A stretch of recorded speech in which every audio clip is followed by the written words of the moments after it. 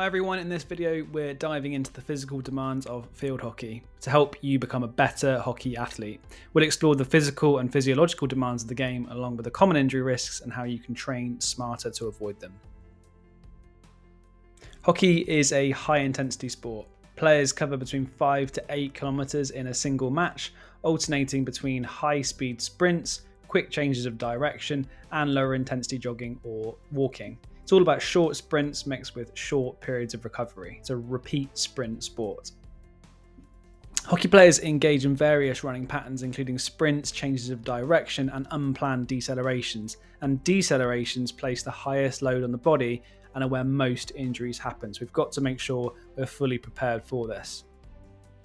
And the demands vary by position. So forwards, they're going to be covering the highest amount of high-speed meters per minute whilst they're on the pitch. Their work rate per minute is going to be the highest of each playing line, and they're probably going to be doing shorter rotations of 7 to 8 minutes, and that means that they're going to be working at a really high intensity for a shorter period of time. Midfielders probably going to be covering the highest amount of high-speed meters in total, simply because they're covering high-speed distance and covering a fair amount of total distance as well.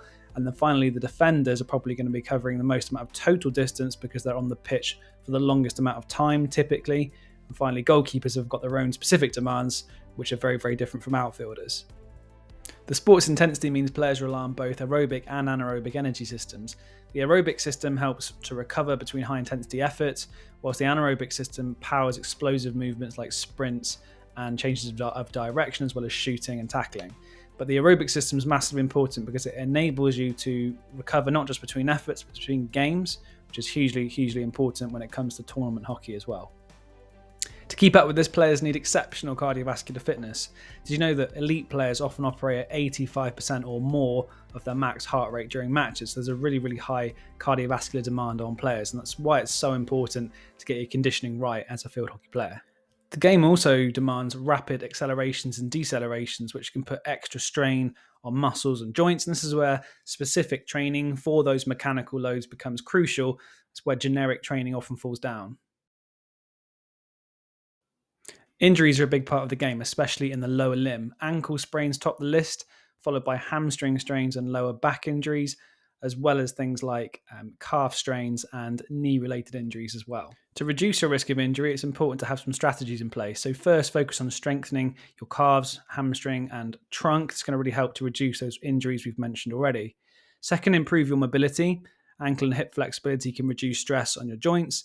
And finally, track your training loads. Overuse injuries happen when recovery isn't prioritized and you don't know how much load you have week to week. About 80% of injuries in field hockey are chronic in nature. In other words, they are overuse injuries.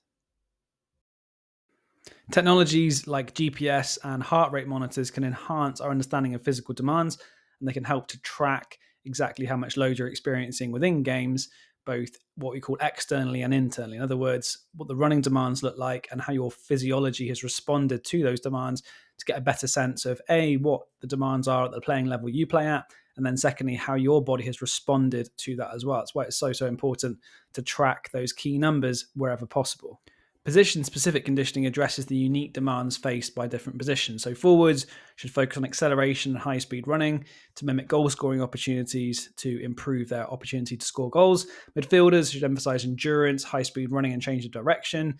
And defenders should definitely be incorporating agility in small-sided areas to enhance tackling, positional play, and ability to perform high volumes of workload.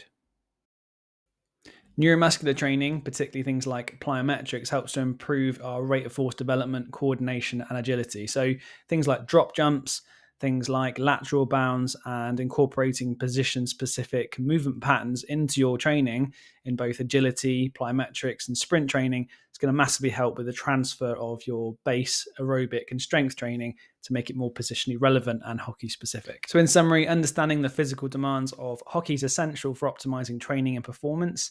By addressing these demands, players can enhance their abilities, reduce injury risk, and achieve their potential. I hope that's been a useful overview of the physical demands of hockey. If you've got any questions, please feel free to put them in the comment section below, and I would really appreciate a follow, a like, and a subscribe. It really help to promote the content that we're putting out. Thank you very much.